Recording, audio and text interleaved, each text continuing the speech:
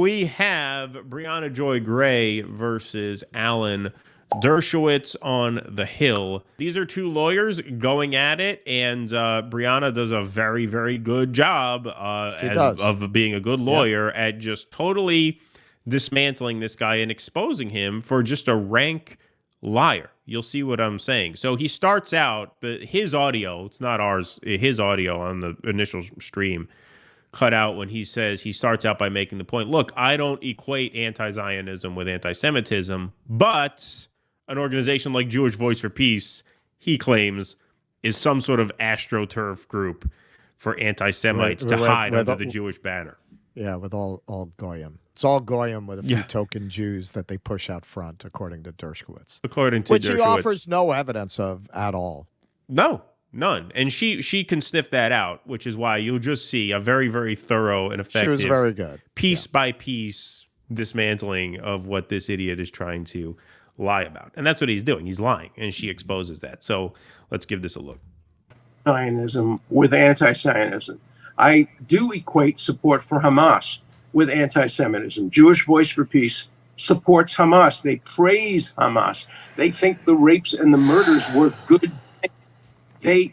And the National Lawyers Guild praised Hamas. And 33 Jewish groups at Harvard, groups at Harvard praised Hamas. Praising Hamas is anti-Semitic criticism. Can you provide a citation, Professor Dershowitz, for that proposition that Jewish Voice for Peace praised Hamas? You're dominating this conversation. You're going to let me finish. I am in favor of a two-state solution. I have been critical. She asked the question. She's the interviewer. She's doing her job. She's not dominating the conversation. Bear in mind, this guy has written books on this topic. He's been speaking out about this topic for decades. He had a big dust-up, famously, with Norman Finkelstein over this. This guy has really taken this up as a cause of his staunch support for the Israeli state, and he has no arguments and no facts to support what he's saying. It just shows what a house of cards the whole Zionist argument has been the whole time. That when this guy is challenged, he has absolutely nothing, as we'll see. Of Israel, I am a Zionist. I don't believe that anti-Zionism is necessarily equatable to anti-Semitism, but it often is when you combine it with pro-Hamas sentiments and support for butchery and murder. Yes, then it becomes anti-Semitism. I didn't mean to interrupt you, but I would like to ask if you have I apologize for that, Professor Dershowitz, so perhaps you could provide a citation for the proposition that Jewish Voice for Peace praised Hamas, in your words. That's a very specific allegation for a Jewish group that I am very familiar with, have interviewed with at length, and have never seen any evidence of the like.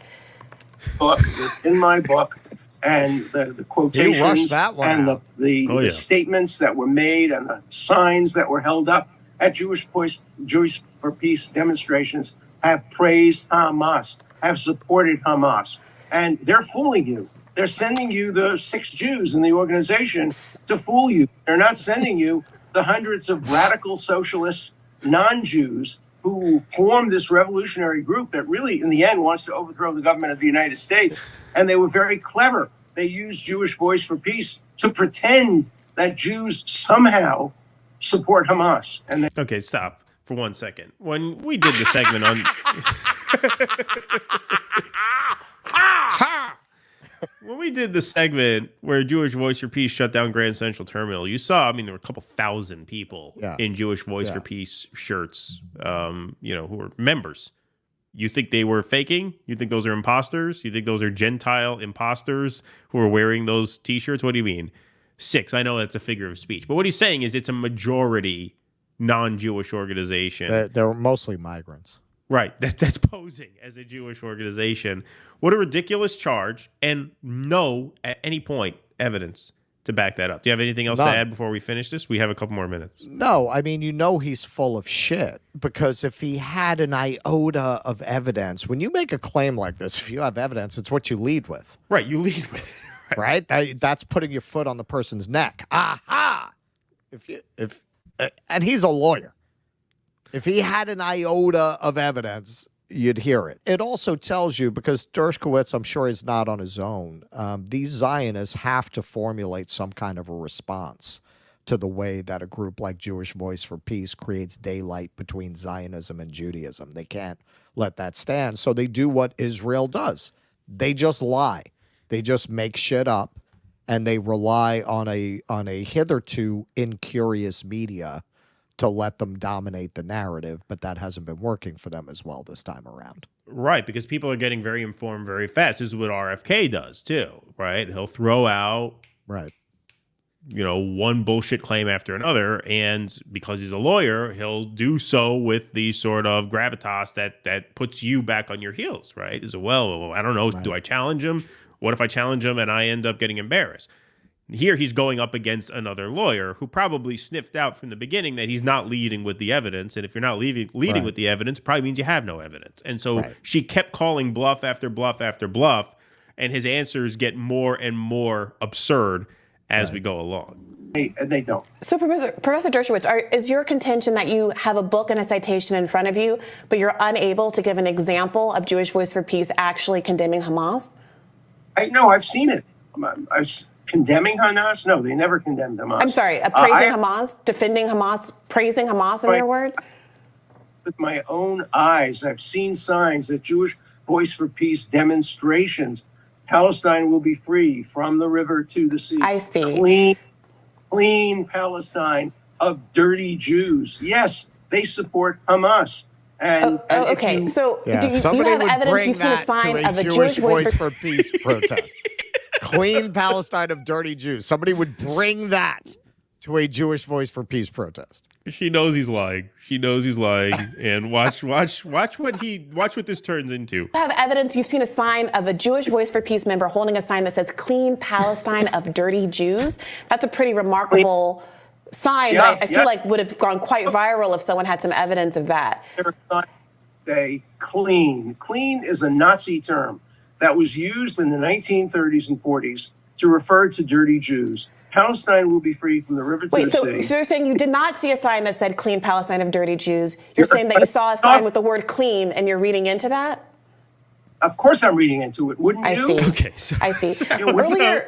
So first he said, I saw a sign that says "Clean Palestine of dirty Jews." Then she's like, really? That's what you said? Well, no, the word clean, that's a Nazi word. Okay, so you didn't see that sign. You're just reading into it. Well, yeah, I'm just reading into it. First of all, he claims that these clean Palestine signs are everywhere. I haven't seen a single one. I haven't seen a single one out there. So even that. Okay, Briahna, if you've seen the first Indiana Jones movie, there's a big bald Nazi who punches out Indiana Jones. Look at Mr. Clean. Okay? Yeah. Look at Mr. Clean. That is a Nazi cleanser. Yeah, right. That was invented under the Third Reich. Yeah, just unbelievable. Go ahead, I'm sorry. Somebody talked about get rid of the unclean African Americans. Wouldn't you read something into that? Of course you would read something into that. If a sign said get rid of the unclean African Americans, I absolutely would. But you just said that you did not see a sign that said clean Palestine of the dirty Jews. You're editorializing from a sign that I don't know what it said that used the word clean. The word dirty Jews. I doubt he even saw said that. Signs. No, he didn't see it. I haven't seen a clean Palestine ever. No. And any protest. I think he's making up even that element of it. Yeah, even that. Just piece by piece. He fell back on that because he couldn't argue with her point that if somebody showed up with a sign like that, would go viral in 5 seconds. Of course. Of course. His story just crumbles so he had in to slow fall back motion. On, well, I saw clean. He's full of shit. It's like watching a Jenga tower just fall apart frame by frame. Yeah, right. Exactly. Clean Palestine. Like who would write that on a sign? No, especially at the Jewish Voices for Peace rally. Right. Especially but at all of these rallies, I noticed there is a conscious effort not to be anti-Semitic because they know that they're going to be branded that way.